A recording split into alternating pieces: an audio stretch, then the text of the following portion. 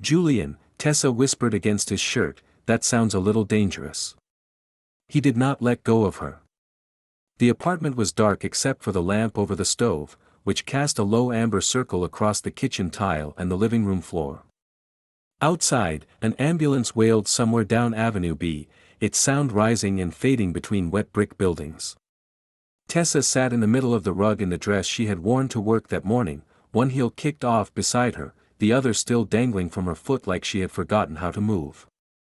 Julian crouched in front of her, one arm around her shoulders, the other hand warm at the back of her neck. "That," he said quietly, "is because you finally heard it." Her laugh came out thin and surprised. It caught halfway through and turned into a breath against the front of his shirt. The cardboard box beside her looked too small to contain a career. It held a white company mug with a chipped blue logo, a dying little snake plant, a framed photo from an office holiday party, an unopened package of headache medicine, and a black access card that had stopped working at 4:30 that afternoon. Tessa had been pulling at the edge of the card for 10 minutes. The adhesive on the back had begun to lift in thin strips beneath her thumbnail. Julian watched her do it once more. Then he took the card gently from her hand. "You don't have to destroy it," he said. "I know. You can let it be useless without making it suffer." That got a real laugh out of her. Not a happy one. But real. She looked up at him with red-rimmed eyes and a mouth that was trying very hard not to tremble. "I got laid off, Julian." "I figured." "You figured? You came home wearing office heels and carrying a plant. That's either a layoff or a very aggressive promotion." Her face crumpled for half a second. He saw it happen. The exact moment her effort gave out. So he pulled her closer. There was no grand gesture in it. No tightening of his arms that demanded anything from her. Just a place to lean if she wanted one. Tessa did. She folded into him with a sound so small he almost missed it. Her forehead pressed against his shoulder. One hand caught in the fabric at his side. He could feel the tension in her body, all the sharp little places where she had been holding herself together since the conference room, since the polite smile from Human Resources, since Richard Hale had said they were making difficult structural changes in the same measured tone he used when sending back a draft with the word Titan circled in red. Julian rested his cheek lightly against her hair. "It's okay," he said. "No, it isn't." "No," he agreed. "It isn't." She drew in a shaky breath. Then he said the thing he had not planned to say. "At least you have me." The silence afterward changed shape. Tessa lifted her head slowly. For years, they had been good at being roommates. Better than good, really. They had been two people with impossible schedules and matching rent anxieties who had accidentally become each other's favorite person to come home to. Julian bought her preferred coffee filters without asking. Tessa knew which grocery store still had the ginger ale he liked when he was sick. He turned the television down when she worked late. She left the hallway light on when he came home after midnight. They had built a life out of small mercies and called it practical. But nothing about the way she looked at him now felt practical. Her eyes moved over his face as if she had found something there that had been waiting for her to notice. "That sounds," she said softly, "a little dangerous." His thumb brushed once beneath her ear. "That's because you finally heard it." For a moment, neither of them moved. Then her phone lit up on the floor. The screen threw cold white light across the rug. Tessa looked down. Julian saw the name before she turned it over. Mara Ellis. Events Manager. Hale and Wren Creative. A message preview glowed beneath it. "Hey, Tessa. I'm so sorry about today. Richard asked whether you could come in Thursday night for the Nomad event. We need you to deliver the final brand copy live. The client is expecting you." Tessa stared at the words. Julian felt her shoulders go stiff beneath his hand. "They fired you," he said carefully, "and now they want you to come back and finish the work." Her laugh this time had no humor in it. Apparently I'm still useful in small, controlled amounts. The lamp over the stove hummed quietly. Julian looked at the phone, then at the box beside her, then back at Tessa. What do you want to do? She pressed her lips together. I don't know. That's not the question. She looked up. He leaned forward, resting his elbows on his knees. Do you want to go because you think you have to prove you're fine? He asked. Or do you want to go because there's something there that belongs to you? The dead access card sat between them on the rug. Tessa looked at it for a long time. Then she said, I wrote the ending. I know. I wrote the entire campaign, but the ending was mine. The closing copy. The part they're building the launch around. Julian nodded once. And you don't want Richard standing in front of a room full of people pretending that it appeared in his inbox by divine intervention. That almost made her smile. Something like that. Then maybe you go. Her eyes narrowed faintly. Maybe. I don't make decisions for beautiful women sitting on my floor at 1 a.m. Very noble. I'm full of surprises. Tessa picked up her phone again. Her thumb hovered over the reply field. What if I go and everyone knows? Everyone will know eventually. That I got fired. That Richard made a mistake. She looked at him. Julian gave her a small, crooked smile. You don't have to answer tonight. But if you go, you don't go as their emergency substitute. You go as the woman who wrote the words they still need. Tessa's gaze stayed on his. What if I don't want to go alone? The question was quiet. Almost casual. Julian knew better than to treat it casually. I can come with you. It wouldn't be a date. Of course not. Because I don't need a date. I need moral support. Very different category. Extremely. He looked toward the kitchen clock. It was 1:37 in the morning. Then I'll clear my calendar for your entirely unromantic professional appearance. Tessa breathed out. The first edge of relief touched her face. Thank you. Julian stood and held out his hand. Come on. Where? Bed. Her expression changed. He let the beat sit there for exactly 1 second. Your bed, he added. You've had enough excitement for one night. Coward. Careful. I'm trying very hard to be respectable. Tessa put her hand in his. Her fingers were cold. He walked her down the narrow hallway and stopped outside her bedroom door. She paused with one hand on the frame, suddenly looking embarrassed by the mess of the day, the shoes she had left in the hall, the fact that he had seen her sitting on the floor with her whole life in a cardboard box. Julian noticed every bit of it. He also knew not to name any of it. Get some sleep, he said. Tomorrow, we make coffee. Then we decide how much damage we're willing to do to Richard Hale's evening. Her mouth curved. That sounds dangerous too. No, Julian said. That sounds like Thursday. The next evening, Tessa changed outfits 4 times. Julian knew because each rejected version appeared briefly in the hallway outside her bedroom like evidence from a very stylish crime scene. A navy dress first. Then a cream blouse with black trousers. Then a red jumpsuit that made her look like she had plans to bankrupt a man emotionally and financially. Then a black silk dress that reached just below her knees and made Julian forget, for several seconds, what he had come into the apartment to say. Tessa stood in front of the mirror in her room with one earring in and one earring missing. I hate all of it, she said. Julian leaned against the doorframe. You hate the dress. I hate the situation. That is more reasonable. I look like I'm trying too hard. You look like you've made a very specific decision not to apologize for entering a room. She glanced at him in the mirror. That sounds like something you say to women when they're insecure.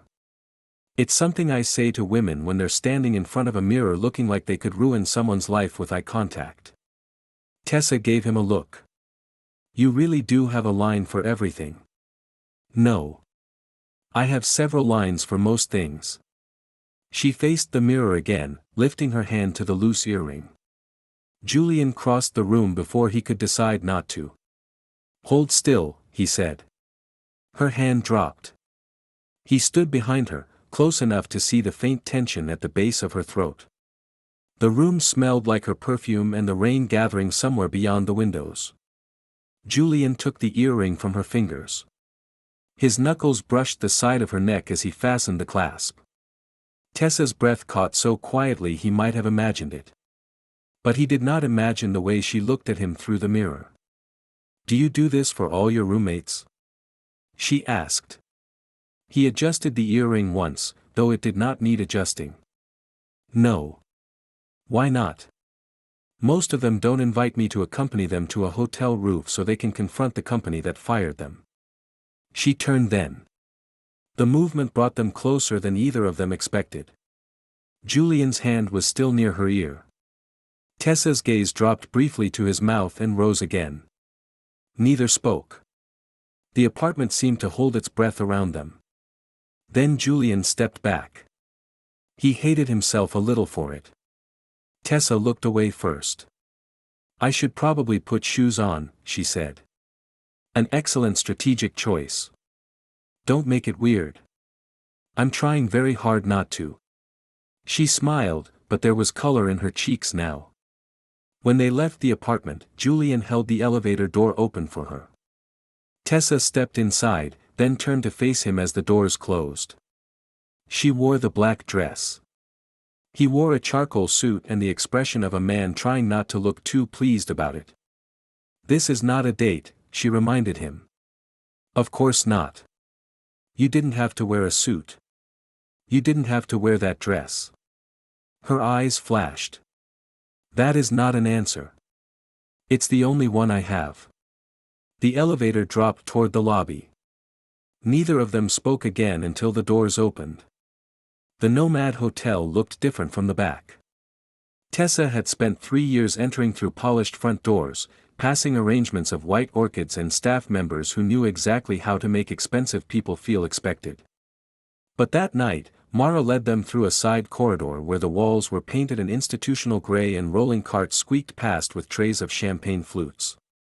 A florist hurried by carrying a box of white peonies. Someone shouted about a lighting queue.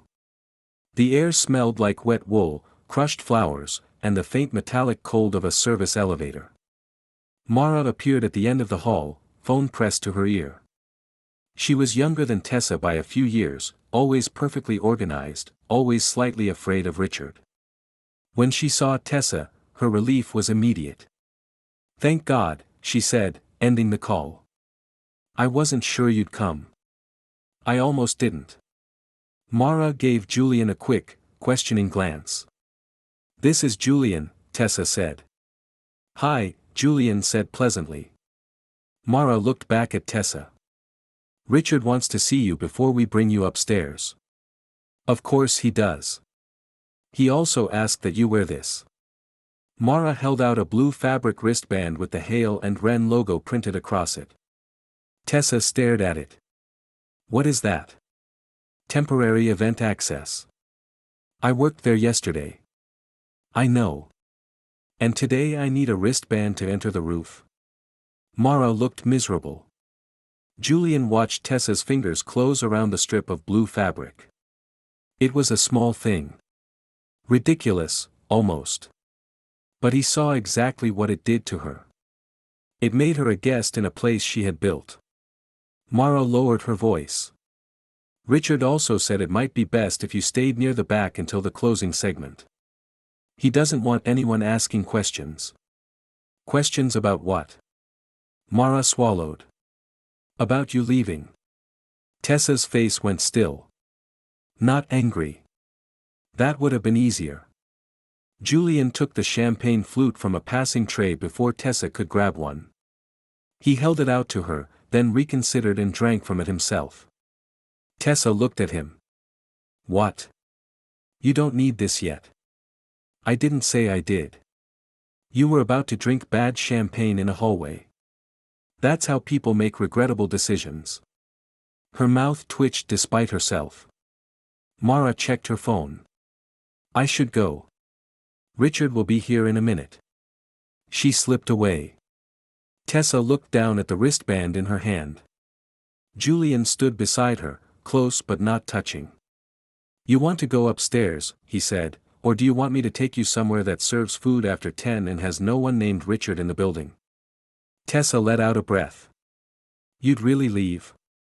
In a heartbeat. Even after putting on that suit? This suit has survived worse disappointments. She looked toward the service elevator.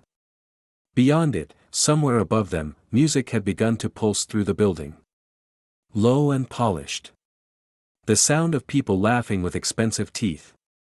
I want to go upstairs, she said. Julian nodded. Then go upstairs. I don't want to be their temporary employee. You're not. They gave me a bracelet. Then wear it like a threat. She looked up at him.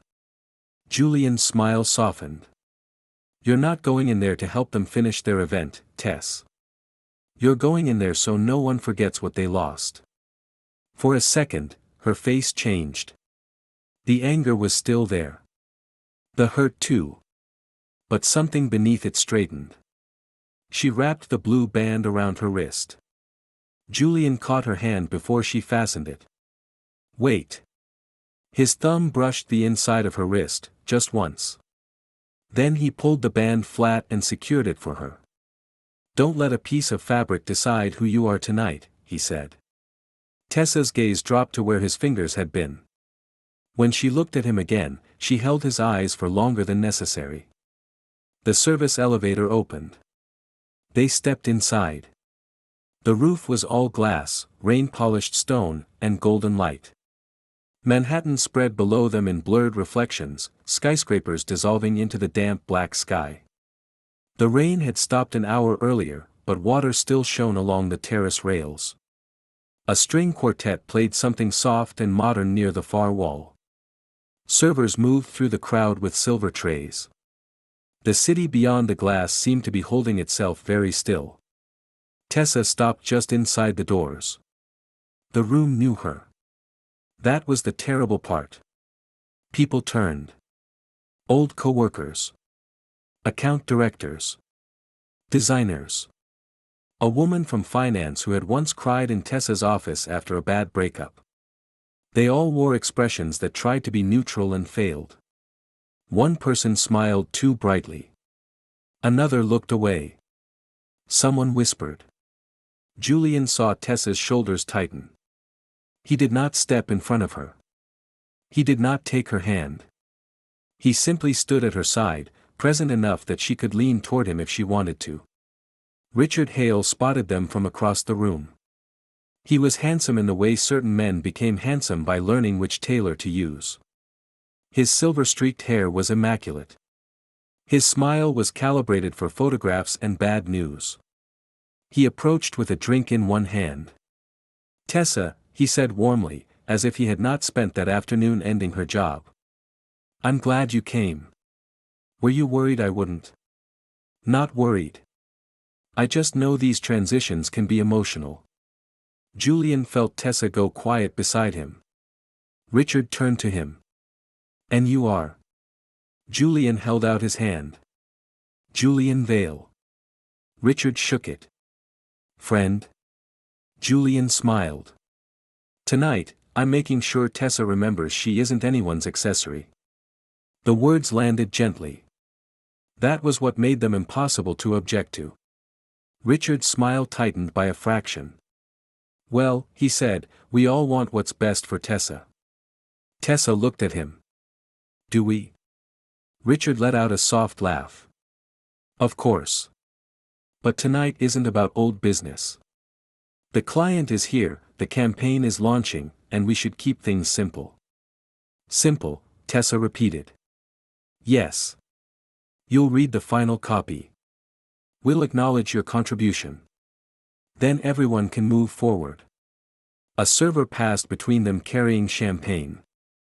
Richard reached out and took a glass. Tessa did not. He lowered his voice slightly. Don't make this difficult, Tessa. There it was. The sentence beneath all the polite sentences. Julian saw her hear it. Richard turned away before she could answer, already scanning the room for someone more useful. Tessa stood very still. The glass doors leading outside were open behind them. Rain-cooled air moved through the room, carrying the smell of wet stone and distant traffic. Julian tilted his head toward the terrace. Walk with me. I shouldn't. You should breathe before you decide what you shouldn't do. She followed him outside. The roof was quieter beyond the glass. The city noise reached them in softened waves. Somewhere below, a taxi horn shouted into the wet streets. Tessa went to the railing. Julian stopped beside her. He's trying to make me grateful, she said. Yes. He fires me, takes my name off the materials, gives me a stupid wristband, and then expects me to stand there and act like he's doing me a favor by letting me read my own words. Yes. She turned sharply. That's all you have to say. I can also say he's a coward with excellent cufflinks. Her mouth twitched. Julian leaned against the railing. But you already know what he is. The question is what you want to be. Tessa looked through the glass at the room behind them. I don't know if I can do this. Yes, you do. She looked at him again. No. I can stand up there and read it. I can smile. I can be professional. I can make everyone comfortable. I've been doing that for years. That isn't what I asked. The wind lifted a strand of hair from her shoulder. Julian watched her catch it and tuck it behind her ear. What do you want to be? He asked again. For the first time that night, Tessa did not have a quick answer. Then she said, I want to walk in there without feeling like I owe them anything. Then do that. I don't know how. He looked at the blue band around her wrist. You can go in there, he said, or we can leave right now. I'll take you somewhere loud, order something fried, and let Richard explain to his client why the woman who wrote the ending is eating pancakes in the East Village. Tessa laughed once. You'd do that? Gladly.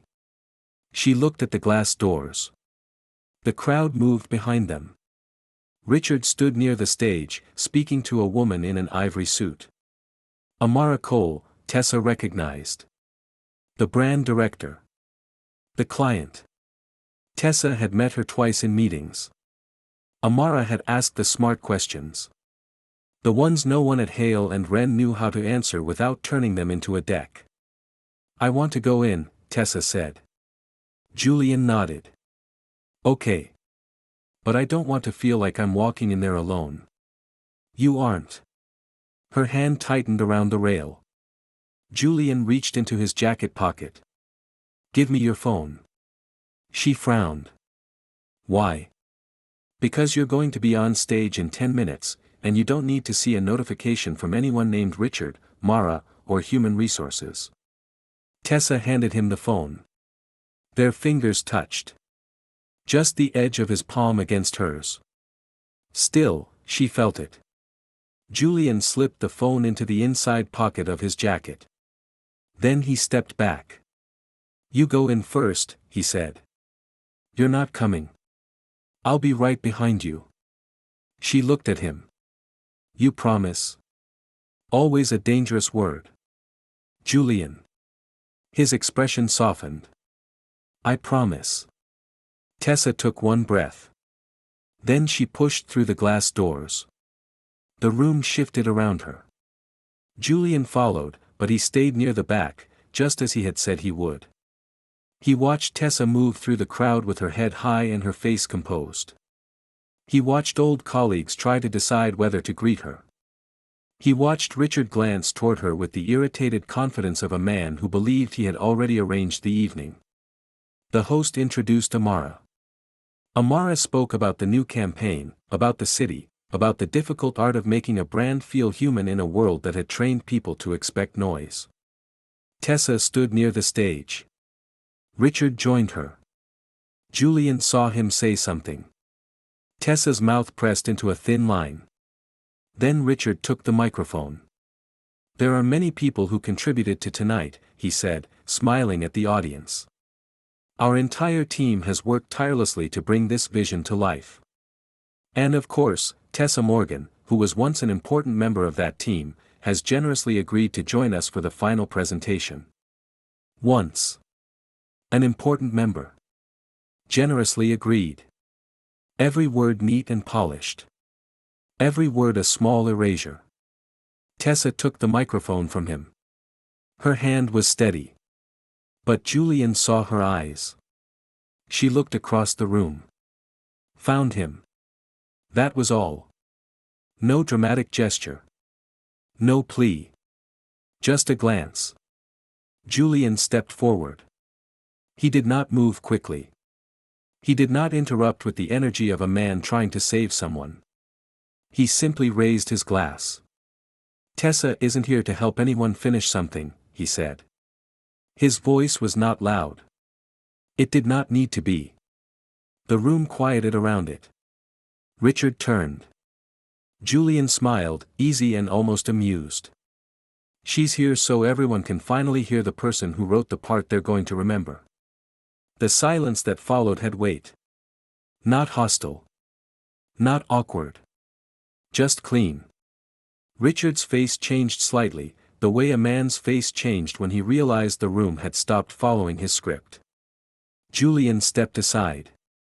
He did not take the microphone. He left it with Tessa. And then Tessa did the thing Julian had known she could do. She lifted her chin.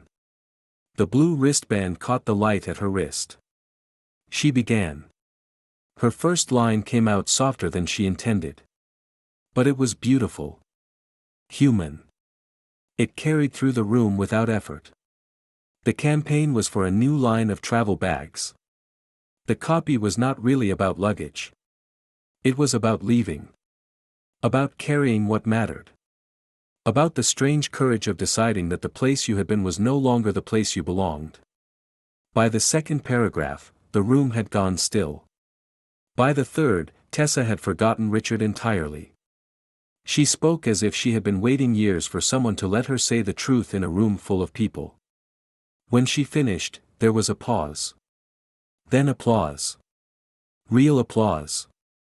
The kind that begins in one part of a room and grows because people do not know what else to do with being moved. Amara came toward her immediately. She did not look at Richard. She looked at Tessa. "That was yours?" she asked. Tessa glanced toward Richard. Then back at Amara. "Yes." Amara smiled. "I thought so." Richard moved in quickly. "Our team has been fortunate to have Tessa's work. I'd like to talk with you next week," Amara said to Tessa, cutting him off without raising her voice. "Just us. We have another project coming up." Tessa stared at her. "You mean, I'd like to hear what you do if no one told you to make it smaller." For the first time in 2 days, Tessa smiled without forcing it. "I'd like that." Julian stood at the edge of the crowd and watched her. He did not need to be beside her right then. That was the point. She had done it herself. Later, after the guests had gone and the music had been turned down, Tessa stood outside on the terrace again. The city was wet and glittering below them. The event staff had begun collecting empty glasses. Inside, someone laughed too loudly while folding a tablecloth. Tessa worked at the blue band around her wrist. It would not come off. Julian appeared beside her. "Need help?" She held out her hand without looking at him. He took it carefully. Her skin was warm now. His fingers found the clasp and loosened it slowly. The fabric slid free. His thumb brushed her pulse as he removed it. Tessa looked down at the band in his hand. "Now what?" she asked. Julian folded it once and placed it in his pocket. "Now you never have to wear one again." She looked at him. "I don't belong to them." "You never did." The word settled between them. Tessa turned toward the railing. I'm scared, she said. I know. What if Amara likes me for one meeting and then decides I'm not enough? Julian leaned his elbows on the rail. Then she'll be wrong too. That's not comforting. No. But it's accurate. She laughed softly. He looked at her. You're allowed to be scared, Tess. You lost something that made you feel safe. My job. Not just your job. She was quiet. Julian waited. She sighed. I made it mean everything. I made it mean I was good. I was useful. I was going somewhere. And now? Now I don't know what I am. He turned toward her fully. I don't want to be the person you cling to because everything else fell apart. Her eyes came to his. The wind moved through the terrace, cold and clean. Julian continued. I don't want to be your last option after a bad day. I want to be the person you choose on a good one. Tessa stared at him. For a second, he thought she might say something sharp. Something clever. Something that would put a safe distance between them again. Instead, she whispered, what if I already do? The question was so quiet that he almost missed it. Julian looked at her mouth. Then at her eyes. He smiled, but there was no joke in it. Then I'm in a great deal of trouble. They went to a diner 3 blocks away because Tessa said she was starving and because Julian believed most emotional breakthroughs deserved fries. The place had cracked red booths, chrome napkin dispensers, and a waiter who called everyone sweetheart without discrimination. Rain tapped softly against the windows. Tessa sat across from Julian with her shoes off beneath the table, one bare foot resting against the opposite bench. Amara's card lay beside her coffee cup. Tessa had read it 3 times. What if she just wants a freelancer? She asked. Then be the best freelancer in Manhattan. What if she wants a full campaign deck by Monday? Then we cancel all your plans.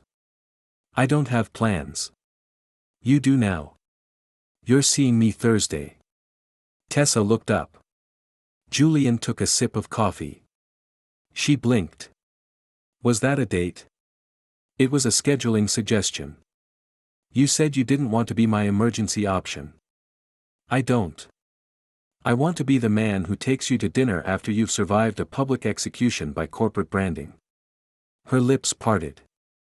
He could see her trying not to smile. You're impossible. No, Julian said. I'm very available Thursday. The waiter set down a plate of fries. Tessa took one, then looked at him over the edge of it. You know what I'm afraid of? I have several guesses. I'm afraid that I only noticed you because I had a terrible week. Julian's expression changed. Not wounded. Not defensive. Just honest. Then don't decide tonight. Tessa looked down. You make it sound easy. No. I make it sound fair. He reached across the table, not touching her hand. Just placing his palm open beside it. I'm not going anywhere, he said. But I'm not going to take advantage of the fact that you're hurting. Her fingers shifted. Then, slowly, they rested in his palm. The diner light reflected in her eyes. Julian closed his hand around hers. For the next week, the apartment became a place full of almosts. Tessa worked late at the kitchen table, writing ideas for Amara's project. Julian came home with coffee and placed it beside her without interrupting. She would look up and say something sarcastic about his timing. He would smile and disappear into his room before she could ask him to stay. She did not understand why that bothered her until it did. At first, she told herself he was busy. Then she noticed that he no longer sat on the counter while she cooked. He no longer leaned against her bedroom door with some ridiculous observation about her work habits. He still left a lamp on in the kitchen if he knew she would be home late, but he stopped waiting for the sound of her key in the lock. He was giving her space. She had wanted space. Now it felt like distance. One night, Tessa was on the phone with an old coworker, pacing near the window.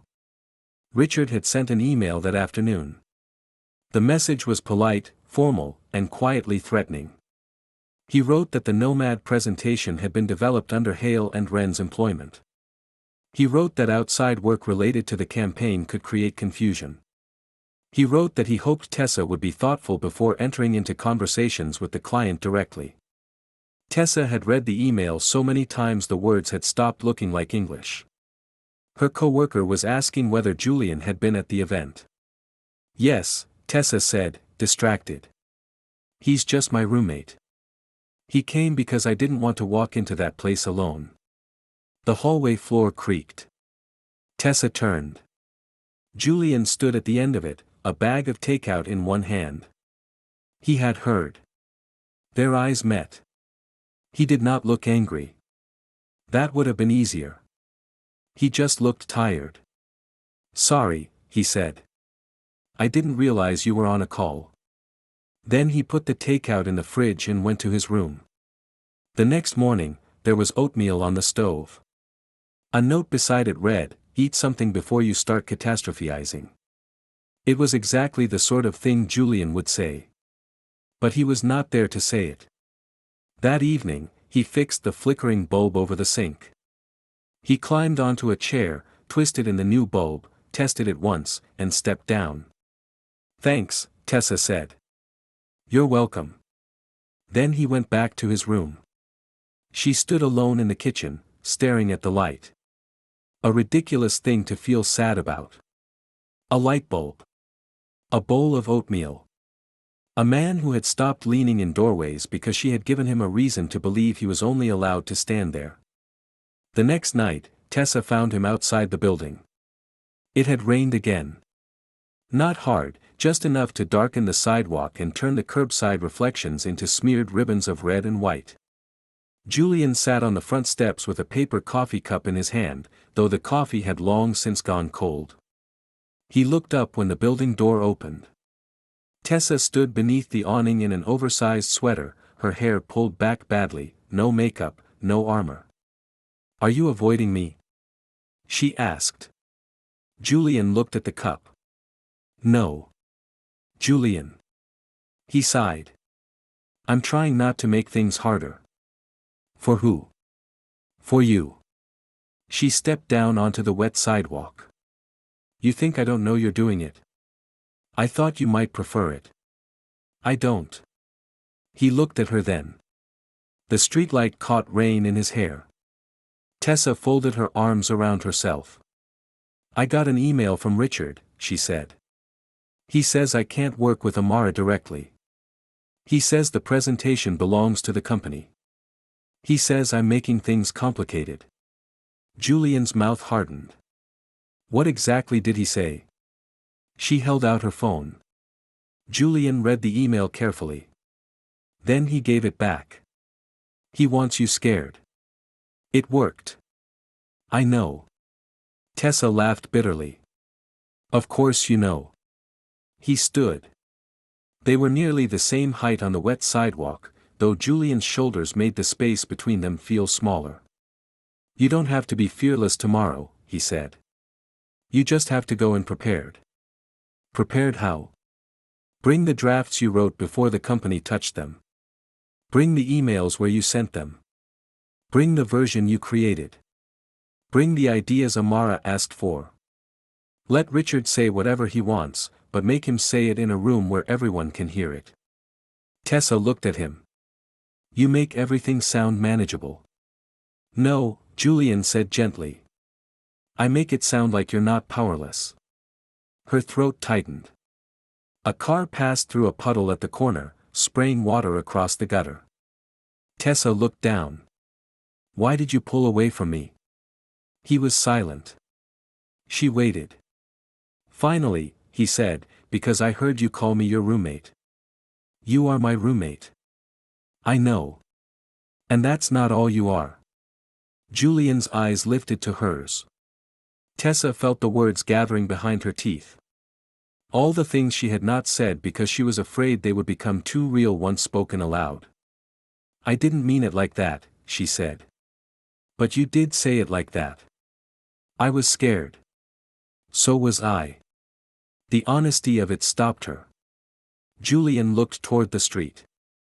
I don't want you to look back on this month and think you chose me because you were unemployed and lonely and I happened to be there with a good line. Tessa moved closer. That's not what happened. I know you think it isn't. No. Her voice sharpened. I know it isn't.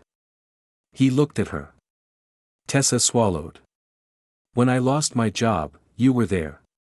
And yes, I needed you. I needed someone to sit on the floor with me and not tell me everything was going to be fine when it wasn't. Julian said nothing. But that isn't why I noticed you, she continued. It's why I stopped pretending I hadn't. The rain had begun again, soft enough to feel like mist. Tessa stepped closer until the toe of her shoe nearly touched his. I noticed you when you started buying my stupid oat milk because you remembered I hated the other kind. I noticed you when you waited up even when you pretended you weren't waiting up. I noticed you every time you made a joke when I was 1 second away from crying. Julian's face changed. She kept going. And when you stopped doing those things, I realized I wasn't scared of being unemployed anymore. I was scared of coming home and finding out you had decided not to be part of my life. His eyes held hers. The city seemed to soften around them. Tessa let out a breath. If everything goes right tomorrow, she said, I still want to come home to you. Julian did not move. If Amara hires me, if Richard goes away, if I get a better apartment and a better job and a better version of my life, I still want to see you in the kitchen at midnight. His mouth curved faintly. That's an oddly specific fantasy. It's the one I have. He stepped closer. Tessa could feel the heat of him through the damp air. So, Julian said softly, you're telling me you don't want a roommate? She smiled despite the tears gathering in her eyes. I'm telling you I don't want to keep pretending you're just one. His hand lifted. He tucked a wet strand of hair behind her ear. The touch was so gentle it undid her more than a kiss would have. Tomorrow, he said, I'll be there. Tessa caught his wrist. Tomorrow, I'll look at you. The next evening, the Nomad rooftop was quieter. No string quartet. No launch crowd. No trays of champagne moving through a room built to make people feel important. There were only 6 people gathered around a long table near the windows. Amara sat at one end in a cream blouse and black trousers, her attention direct and undistracted. 2 members of her team sat beside her. Richard arrived with an attorney from Hale and Wren and a slim black folder tucked beneath his arm. Tessa wore a navy suit this time. Not a dress. Not armor. Something that made her feel like herself. Julian sat beside her, not too close. His hand rested on the table near hers, but did not touch. Richard opened the folder. I'm glad we could all meet, he said. I think there's been some confusion about ownership and process. Amara folded her hands. I'm not confused. Richard smiled as if she had made a charming joke. Tessa was involved in the original campaign while employed by Hale and Wren. We simply want to make sure that any future work for your brand remains consistent with the existing creative direction. Tessa looked at the papers. There was a document near the top. A confirmation statement. It used phrases like continuity of intellectual property and professional cooperation. It did not explicitly say she was surrendering her work. It did something worse. It made everything vague enough for Richard to take credit later. Her fingers went cold. She felt herself beginning to shrink again. The old instinct arrived quickly. Keep it pleasant. Do not be difficult. Sign the thing. Leave with dignity. Find another way. Richard slid the paper toward her. This protects everyone, he said. Tessa looked at the signature line.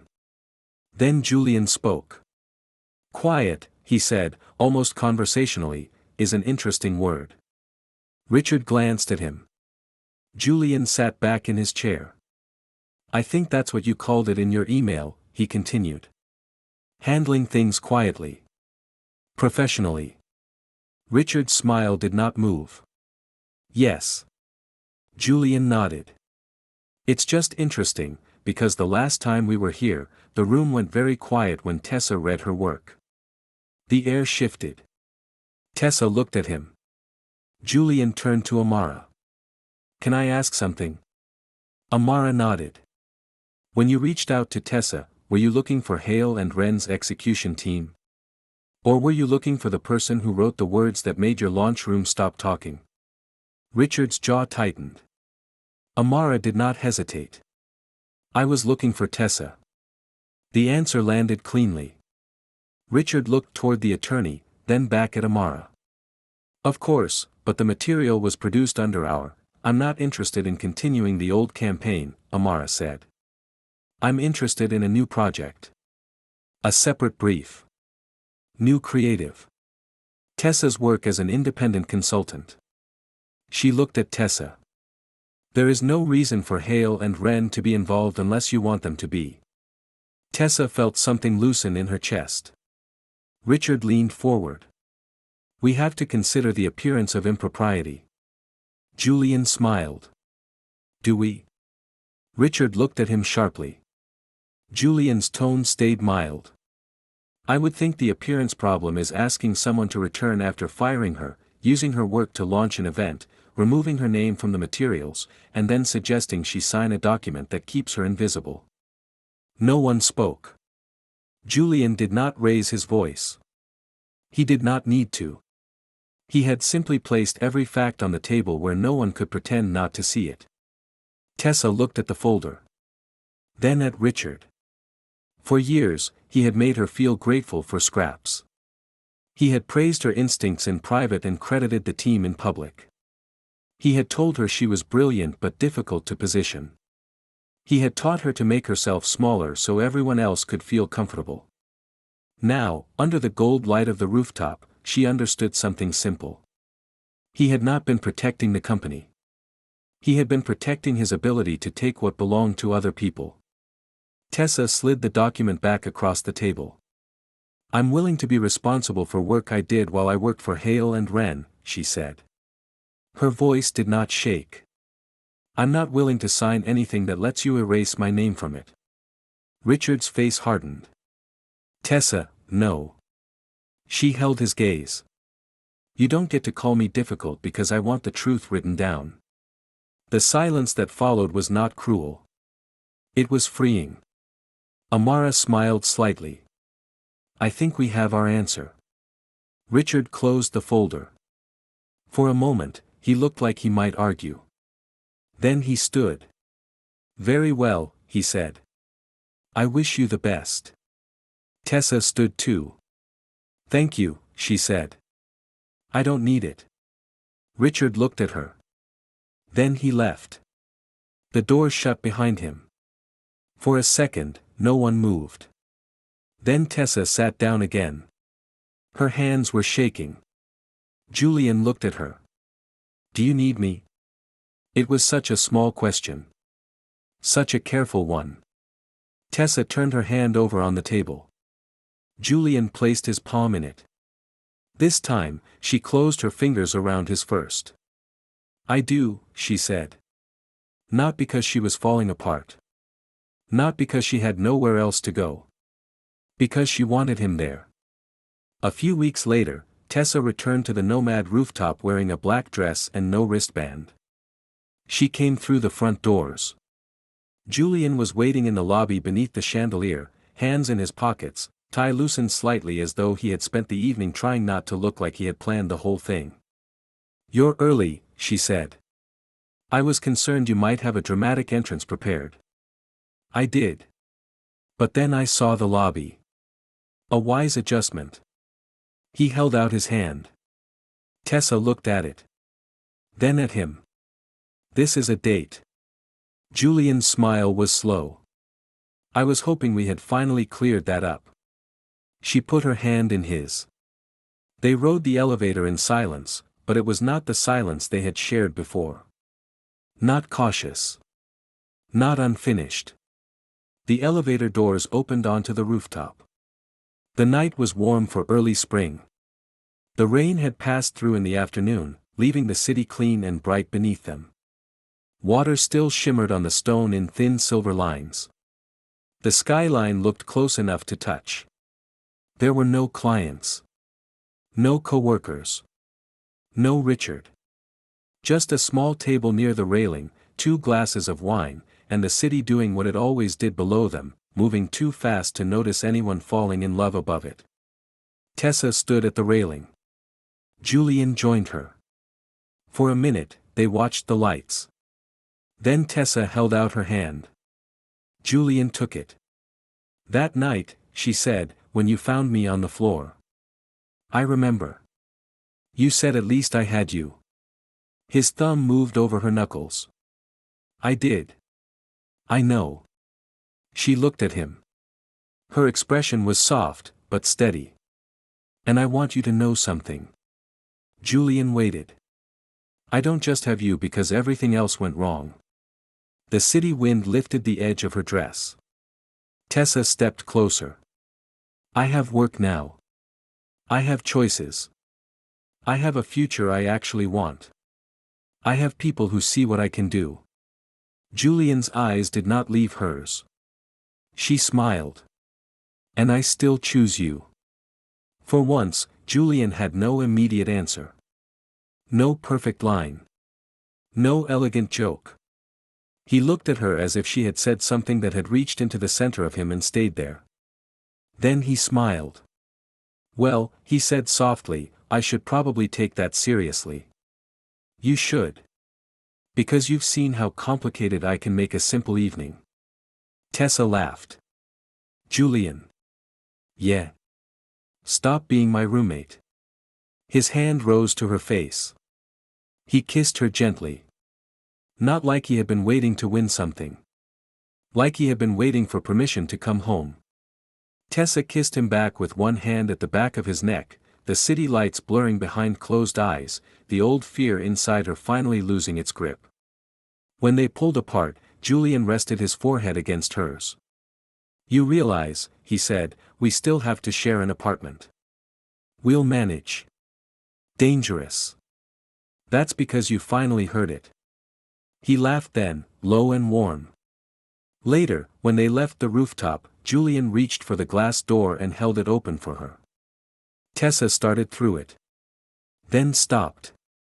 She turned back, still holding his hand. "No," she said. Julian raised an eyebrow. "No. You're not standing there while I go in." A smile touched his mouth. Tessa tightened her fingers around his. Then, together, they walked into the light.